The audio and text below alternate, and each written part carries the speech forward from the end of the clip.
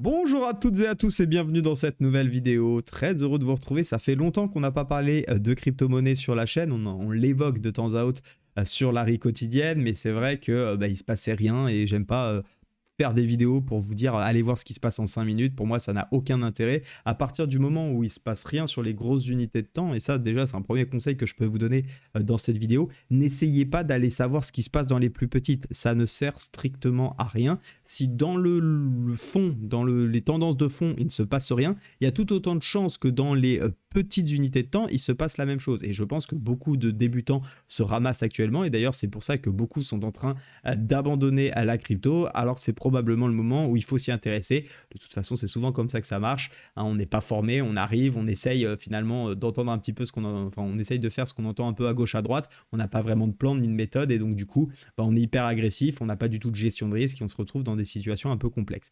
Moi, aujourd'hui, je vais vous parler de quelques crypto-monnaies que j'ai identifiées plutôt sur le moyen long terme, d'un point de vue, encore une fois, strictement technique. On va parler ici que d'analyse de prix, je ne vais pas parler de fondamental et bien évidemment, je vous invite à vous faire votre propre opinion des crypto-monnaies dans un contexte potentiel de krach boursier qui pourra arriver, en tout cas de récession plus appuyée. Donc ça, c'est à vous de vous faire votre propre recherche. Moi, là, je suis vraiment là pour vous présenter, à mon sens, des opportunités d'un point de vue uniquement pattern de prix qui peuvent être extrêmement intéressantes. Et encore une fois, partager mon avis. Vous le savez, ça fait un moment que je dis que sur le Bitcoin et l'Ethereum, nous sommes en tendance haussière. Contrairement à tout ce que certains ont pu dire, non, on est toujours en tendance baissière. Techniquement parlant, pour moi, ça fait un moment qu'on a retourné la structure. On va revenir dessus. Et donc, je vais vous parler aussi de 6 autres structures, 6 autres cryptos plus exactement, qui me plaisent pas mal, sur lesquelles on peut commencer à investir. Et d'ailleurs, dans lesquelles, avec Analyse Technique Pro, on a commencé déjà à mettre quelques billes depuis quelques jours, voire quelques semaines, pour certaines d'entre elles. Allez, je vous propose donc qu'on démarre avec le Bitcoin puisqu'on l'a à l'écran. C'est parti les amis. Je vous le disais, pour moi, clairement, le Bitcoin, on est en tendance haussière. Quoi qu'on en dise, quoi qu'on veuille me faire dire, sur le weekly en tout cas, après on peut rediscuter sur différentes unités de temps, mais mon unité pour moi de petit peu d'observation sur les crypto-monnaies, c'est le weekly, hein. C'est elle qui nous donne le plus d'informations, savoir si effectivement on a des acheteurs, savoir s'il y a de la dynamique haussière ou pas. Très clairement, on est en dynamique haussière. On avait certes cette petite oblique ici qui a été cassée, mais encore une fois, vous le voyez, il n'y a pas eu énormément de points de contact, c'est pour ça qu'elle était en pointillé, elle n'a pas vraiment de valeur très très forte encore, et on en avait parlé à maintes et maintes reprises. À partir du moment où on a des plus hauts qui sont plus hauts que les précédents et les plus bas qui sont plus hauts que les précédents, autrement dit la théorie de dos, eh bien nous sommes dans une tendance haussière, et c'est exactement le cas, hein. Plus haut que le précédent, plus haut que le précédent, plus haut que le précédent, et les plus bas ici égaux à ce niveau-là, et puis plus haut surtout que les précédents. Donc, quoi qu'on en dise, d'un point de vue de la théorie de dos, nous sommes dans une tendance haussière en weekly. On avait eu cette correction, on était revenu sur ces prix d'achat. Je vous rappelle qu'avec Analyse Technique Pro, on a acheté en juin ici. Certes, on avait une hausse, mais très clairement, on avait commencé à créer une ligne pour le moyen long terme. Donc, c'est pas parce que ça arrive à 30 que je vais m'en aller avec mes profits. Hein, si je suis là pour le moyen long terme, c'est pas pour aller chercher 30. D'accord? C'est parce que je commence à réaccumuler, parce qu'on est dans un contexte haussier, parce qu'on a un marché ou en tout cas une structure de prix qui est en train de me dire, OK, il y a des chances désormais qu'on lance une tendance haussière jusqu'au moment où elle s'invalidera, et donc on va essayer de surfer cette tendance haussière. Ça, c'est vraiment important, hein. Si vous rentrez pour le long terme, tenez-vous à vos plans, et je vous invite encore une fois à écrire sur chacun de vos investissements pourquoi vous rentrez, quel est votre objectif pour éviter en cas potentiellement de correction ou autre, surtout si vous débutez, que vous n'avez pas de méthode, que vous n'êtes pas formé, vous allez vous laisser embarquer par le bruit de marché, vous allez vous laisser embarquer aussi par les mouvements de prix, par la couleur des bougies, et donc vous allez finalement anéantir vos plans, alors que souvent si vous vous positionnez dans le sens de la tendance, vous avez beaucoup plus de chances d'avoir raison que tort, et juste par problème, j'ai envie de dire, de tenue de plan ou problème peut-être de psychologie parce qu'on n'est pas capable justement de comprendre ce qu'on fait, finalement on coupe nos positions beaucoup trop tôt alors qu'on avait raison. Même si sur 3-4 semaines on a le prix qui corrige, ça ne veut pas dire que derrière ça va pas repartir. Donc pour moi, on est toujours dans cette jolie dynamique haussière sur le Bitcoin. On le voit, on a très très bien tenu le support. C'était une zone que je vous avais invité à repayer. On avait vu des belles configurations, me semble-t-il, par le passé, voilà, avec ces divergences qui s'étaient mis en place ici sur RSI. C'était plutôt intéressant. On avait eu quasi avalanche, j'en avais parlé à ce niveau-là, mais pas suffisante pour rentrer. Bref, on a le support. Si vous avez payé cette zone pour le moyen long terme parce que vous y croyez, comme j'ai pu le faire ici, parce que tout simplement on avait pullbacké la zone de retournement à l'époque, où on était toujours en tendance baissière. À partir du moment ici où en mars on est repassé au-dessus, pour moi voilà, c'est bon, c'est validé, on a un retournement de structure en daily et qui était équivalent d'ailleurs en weekly. Bon, bah après, on laisse le prix courir. Comme je le dis souvent, il y a une vidéo qui va bientôt sortir à ce sujet-là. On attend le repli et on paye. Donc ça, sur le Bitcoin, pour l'instant, on est bien dans notre dynamique toujours haussière, avec certes, c'est sûr, en daily, plutôt une phase de range en réalité, on voit comme une boîte, mais ça n'empêche que, vous le savez, je le répète souvent, statistiquement parlant, lorsque l'on vient du sud et qu'on se met à latéraliser, à avoir une petite zone de consolidation, un range dans le marché, eh bien, il y a beaucoup plus de chances qu'on finisse par sortir par le nord. À l'inverse, quand on vient du nord et qu'on se met à latéraliser, on a plus de chances de sortir par le sud. Et donc, encore une fois, je ne sais pas de quoi demain est fait, je ne sais pas ce qui va se passer, mais s'il y a bien une chose dont je suis sûr, c'est que statistiquement et au regard de ce qu'on observe, on a plus de chances de sortir par le haut. Et donc, ça a tout intérêt. À mon sens, j'avais tout intérêt à payer cette zone support. Je n'ai pas renforcé ici parce que j'ai déjà payé cette zone de prix. En revanche, si on casse plus tard le niveau des 30 et qu'on viendrait pullbacker, bah, je serais ravi de pouvoir repayer cette zone parce qu'on aura une confirmation de la tendance encore haussière. Et dans ce cas-là, je m'amuserai à payer et accompagner le mouvement pour aller chercher des certains niveaux. Le premier niveau sur lequel je souhaite prendre des profits, ça sera probablement le niveau des 44, ce qui me permettra déjà de faire une jolie performance sur les premiers prix d'entrée où je suis rentré à 26 et quelques.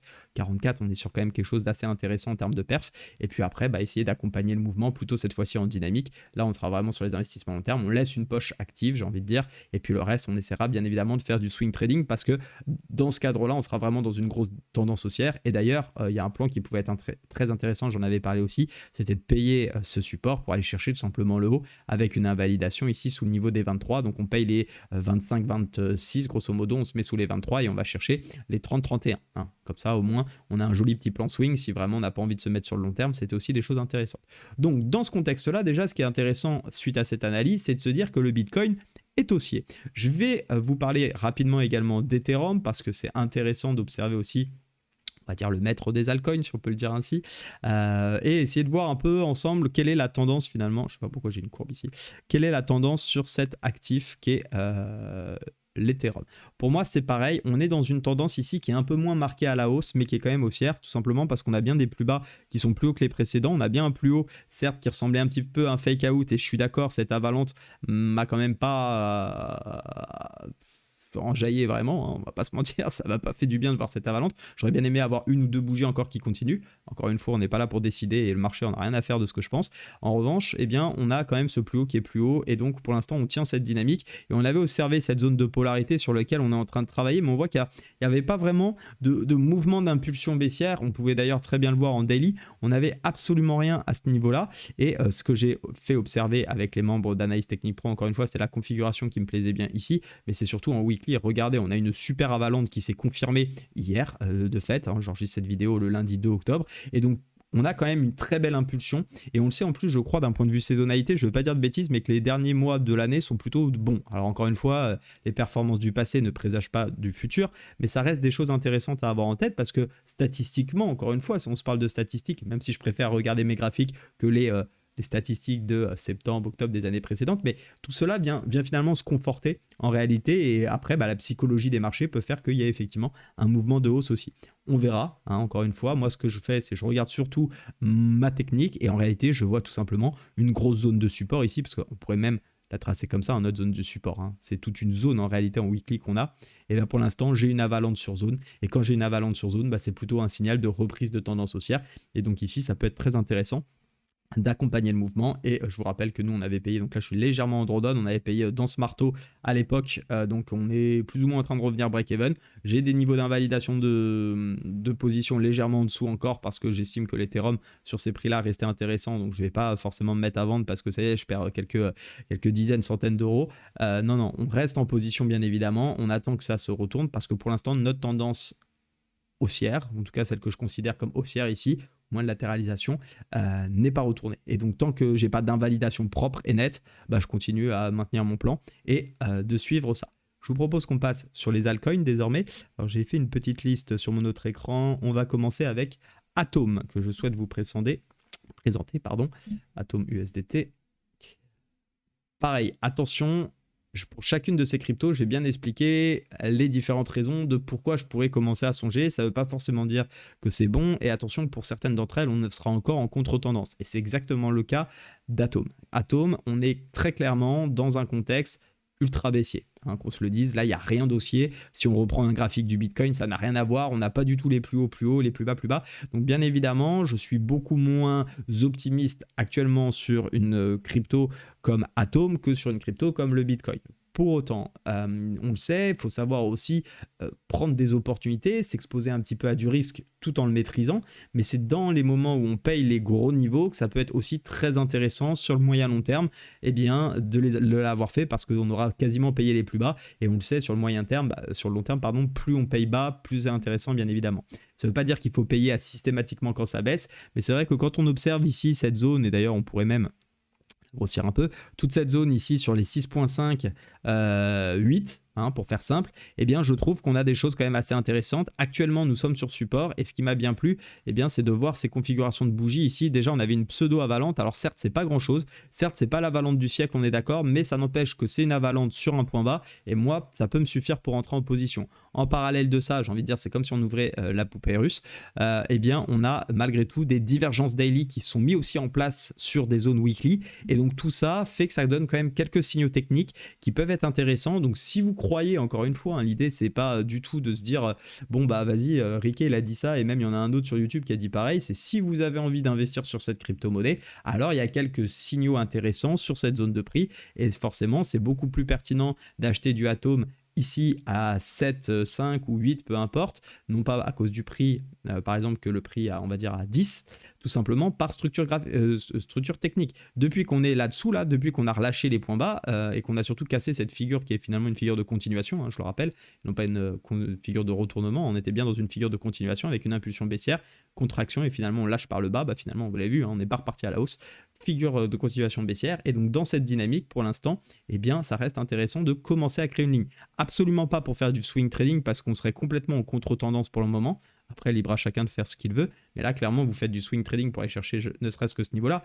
Pourquoi pas, encore une fois, pourquoi pas? Je ne dis pas que ça ne va pas marcher. D'ailleurs, si on se positionne sur le long terme, c'est dans le but que ça remonte. Mais on n'est juste pas dans les mêmes états d'esprit d'investissement. Et ici, on le voit bien surtout, on a une belle dynamique baissière, toujours depuis février 2023 et il va falloir d'abord s'extirper un petit peu de cette zone ici de résistance, commencer à faire des structures haussières pour, à mon sens, pouvoir vraiment se repositionner en swing trading. Le but du swing trading, c'est pas d'acheter le plus bas et de revendre le plus haut. Le but du swing trading, c'est d'essayer de grappiller un mouvement dans une tendance. Pour l'instant, on n'a pas vraiment la tendance haussière. On a une pseudo épaule tête épaule qui est en train de se mettre en phase, mais quand même dans une grosse tendance de fond baissière. Donc est-ce que ça sera suffisant pour retourner tout le mouvement sur Atom?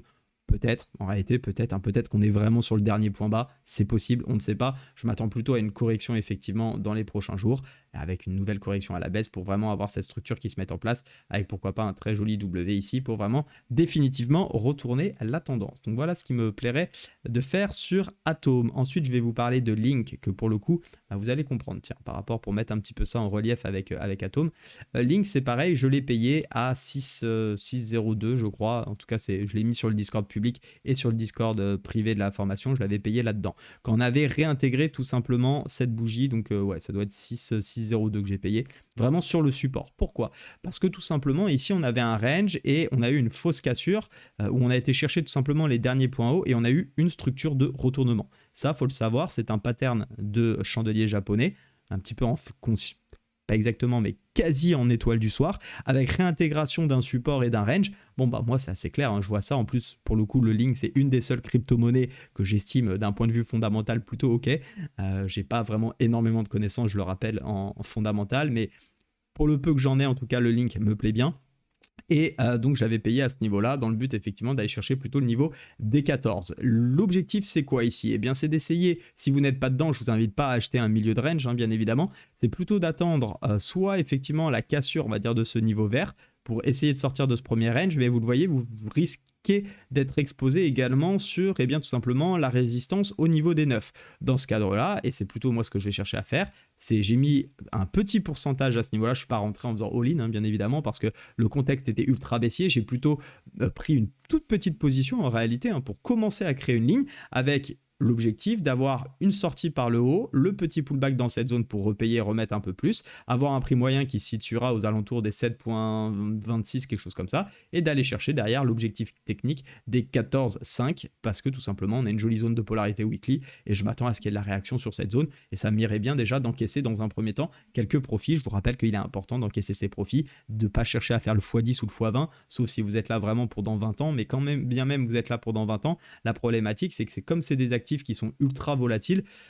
Peut-être que dans 20 ans, on sera effectivement à x20, mais peut-être qu'on sera aussi qu'à x2. Et quand on a eu des x10 entre-temps, je trouve ça dommage de ne pas avoir su se payer. C'est mon avis. Après, chacun en fait bien évidemment comme il veut et chacun sa méthode et sa stratégie. Je ne dis pas que la mienne est plus performante qu'une autre. Fantôme, un peu dans la même optique cette fois-ci que Atom, encore une fois. Hein, là, on est vraiment sur essayer de trouver des setups ou des prix d'entrée qui peuvent être extrêmement intéressants. Fantôme, c'est très intéressant parce que regardez cette zone-là qui avait fait résistance par le passé, puis support, support, support, support. Et bien regardez, on a nous sommes une nouvelle fois sur le support avec une très jolie avalante. Ici, j'aime beaucoup le Fantôme. Hein, pour rien vous cacher, je pense que je vais rentrer. Pareil, en maîtrisant mon risque, c'est-à-dire on vient mettre un stop loss ici, sous la mèche, à ce niveau-là. On se protège. Ça, on peut se faire stopper, c'est pas grave, ça fera partie du jeu, faut accepter. Le problème c'est que si on n'accepte pas, on rentrera jamais. Donc, et puis si on rentre et qu'on met pas de stop loss, alors là c'est le meilleur moyen de bloquer du capital et de jamais s'en sortir. Je pense que vous l'avez tous connu, hein, on l'a tous fait, une position qui commence à être perdante, où on avait dit on sortira, finalement je la laisse long terme et aujourd'hui on est toujours à attendre que ça remonte désespérément. Il y a peu de chances qu'on fasse de l'argent avec ce type de position, donc vaut mieux couper très court pour récupérer le capital et le refaire tout de suite travailler ailleurs plutôt que de le laisser se déprécier et finalement quand on aura des opportunités pas être en capacité justement de pouvoir rentrer. Donc pour revenir sur Fantôme, ça c'est une configuration chartiste qui me plaît énormément, l'avalante sur tout simplement la zone de support et bien évidemment on pourrait voilà, il y a plusieurs opportunités possibles. C'est pourquoi pas prendre un petit profit ici sur les 0,58. On me fera déjà un joli x2 à ce niveau-là, ce qui sera pas mal. Et puis si jamais ça casse, regardez la structure qu'on aura. On aura tout simplement un énorme W qui sera mis en place. Et dans ce cas-là, il faudra continuer à payer. Et là, pour le coup, juste au-dessus de cette zone, on sera vraiment en tendance haussière une fois pour moi qu'on aura récupéré la zone des 0,55 ici. Et dans ce cas-là, on pourra soit continuer à payer pour du long terme et accumuler bien évidemment, soit appliquer du swing trading pour trader la tendance haussière qu'on aura. Pour aller chercher différents niveaux comme celui-ci par exemple qu'on peut imaginer à peu près à l'œil nu à 1,15 à peu près. Ok, donc voilà des choses intéressantes à faire sur Fantôme. Je vais vous parler de Rune qui lui est désormais dans une structure, c'est un petit peu compliqué de vraiment la qualifier d'haussière mais en tout cas j'aime bien. Regardez, on avait un joli niveau ici en weekly de polarité comme vous pouvez le voir, hein, très jolie zone de polarité où ça fait plutôt support, résistance, résistance, résistance et on vient de casser cette zone. Donc désormais on est au-dessus de la zone comme je vous le disais de polarité. On a plus ou moins retourné de la structure. Ma seule problématique ici c'est qu'on a bien un plus bas qui est plus bas que le précédent. Pour autant, on a bien un plus haut qui est plus haut que le précédent. Donc, difficile de dire vraiment que la tendance haussière s'est retournée. Ce qu'on pourrait s'attendre sur le Rune, et si vous avez envie d'investir sur le Rune, c'est pourquoi pas effectivement un mouvement encore d'accélération qui monte un peu plus haut. Finalement, on viendrait corriger pour revenir tester cette zone-là. Si on a un petit signal ici d'achat, ça pourrait être extrêmement intéressant à payer cette zone. Aujourd'hui, je vous parle surtout du Rune, non pas pour le payer maintenant, mais plutôt pour surveiller la zone ici des 1,96, 1,98. Et en cas de signal technique qui est propre à vos méthodes, et bien dans ce cas-là, pourquoi pas re-rentrer et accompagner sur du moyen long terme ou du swing, à vous de dessiner cet actif qui à mon avis a un joli potentiel, tout en notant qu'on aura quand même une potentielle résistance à casser et d'ailleurs c'est peut-être ce qui va se passer, hein, l'accélération jusqu'à ce niveau là, la correction et si vraiment on vient casser ce niveau, clairement là on aura retourné la structure, c'est quasiment sûr, hein, j'ai du mal à voir comment on ne pourrait pas retourner la structure et une fois qu'on serait au-dessus de la niveau ici des 3,58, alors là on y va, vous voyez par rapport à la baisse qu'il y a eu, il y a quasiment pas de niveau jusqu'au niveau des 11 et on pourrait je pense avoir dans le cas d'un bull market un actif qui pourrait exploser assez fortement. Je vais vous parler maintenant plutôt de deux actifs qui reste ok, hein, bien évidemment pour de l'investissement long terme, on peut bien sûr toujours accompagner, mais c'est peut-être plus le moment de créer une ligne à proprement dit, mais en tout cas pour du swing trading c'est très intéressant. Voyez-vous, hein, le link, j'essaye un petit peu de le travailler exactement de la même manière que ce qui s'est passé sur le BCH, c'est-à-dire payer le support pour lorsqu'on a une cassure ici, essayer d'aller chercher des profits, et surtout parce qu'on a une zone d'accumulation, une fois qu'on sort de la zone d'accumulation, on retourne donc la structure, on est désormais en tendance haussière, et clairement sur le BCH, on cherche plus de vente, hein, on cherche absolument pas de vente, que ce soit en daily ou en 4 heures, on attend tout simplement des jolies configuration. Et là, on en a une superbe. Regardez la très belle correction baissière. C'est parfait. On est toujours dans notre tendance haussière. Hein. Nos points hauts et nos points bas sont toujours plus hauts. On a la correction qui se met en place. On a le petit W. C'est super. Alors, un W un petit peu très pas très graphique, mais un W quand même. En tout cas, on a bien des plus hauts qui sont désormais plus hauts que les précédents et des plus bas qui sont plus hauts que les précédents. On reprend donc notre dynamique haussière qui est également notre dynamique de fond. Et donc là, c'est hyper intéressant de venir chercher des achats au plus près de la zone ici des 220, 230, essayer de rentrer en position avec effectivement des niveaux d'invalidation. Là, on est plutôt sur du swing, donc accompagner finalement ce mouvement en se disant que la zone bleue va tenir, on met un stop loss légèrement en dessous et on peut aller chercher les derniers plus hauts. Vous voyez, on a des ratios de 3,92, 3,80, 4, 4,20 en fonction de comment vous allez rentrer et où vous allez placer votre stop loss, ce qui nous donne de très jolies opportunités, notamment si on est dans ce contexte haussier, on a de fortes chances de réussir ce type de trade. Encore une fois, faut-il bien rentrer et mesurer son risque. Pareil, le TRX, j'en avais énormément parlé, j'avais parlé également de ce repli sur la zone ici que je vous avais invité à payer pour ceux qui étaient assez optimistes. Pourquoi? Parce qu'on avait une sorte d'épaule tête épaule qui s'était faite, on avait eu le pullback, j'avais pas trop aimé cette bougie, alors on aurait pu repayer ici aussi, c'est vrai, mais au moment où je l'ai vu, eh bien c'est tout simplement sur ce petit pullback magnifique qu'on a eu ici, la petite zone de polarité, et regardez, on est désormais dans un canal ascendant, on est clairement dans une structure haussière depuis qu'on a cassé pour moi ici le 15 mai ce niveau. Enfin, en tout cas, la semaine du 15 mai, puisque je suis en weekly. Et depuis qu'on est au-dessus, eh bien, on a vraiment un mouvement d'accompagnement de tendance. On évolue dans un canal. Et ça, c'est vraiment des super actifs à trader en swing trading. Alors attention, hein, je ne vous dis pas de rentrer aujourd'hui, bien évidemment. Vous le voyez, on a fait des nouveaux plus hauts. Par contre, on peut éventuellement chercher des zones qui peuvent être intéressantes à payer. J'observe par exemple toute cette petite zone ici qui peut être sympa. Si on a des petits signaux et des confirmations, voire même en 4 heures, je ne descendrai pas en dessous, bien évidemment. Vous me connaissez sur la crypto-monnaie. Pour moi, ça n'a aucun sens de descendre plus bas. Sauf si grosse tendance haussière, on est dans une belle tendance, c'est vrai. Vous pouvez bien évidemment vous y aventurer. Pour moi, il y a déjà de quoi faire en swing trading, ça suffit largement. Ça sert à rien d'aller plus bas. D'ailleurs, regardez le contexte qu'on avait eu ici en daily sur la zone. C'est magnifique. Ceux qui sont avec moi dans ATP reconnaîtront cette configuration. C'est vraiment génial. Ok, donc voilà pour moi les belles choses qu'on a à faire sur la crypto-monnaie. J'espère que ça vous a intéressé. N'hésitez pas à me dire si vous avez d'autres cryptos que vous souhaitez que j'analyse prochainement. Dites-le moi en commentaire. Et s'il y a d'autres configurations, je ne les regarde pas toutes. Donc probablement il y a d'autres belles configurations et d'autres belles opportunités. Autant en faire profiter. Donc n'hésitez pas en commentaire. Je vous dis à très vite. Restez prudents sur les marchés. Ciao.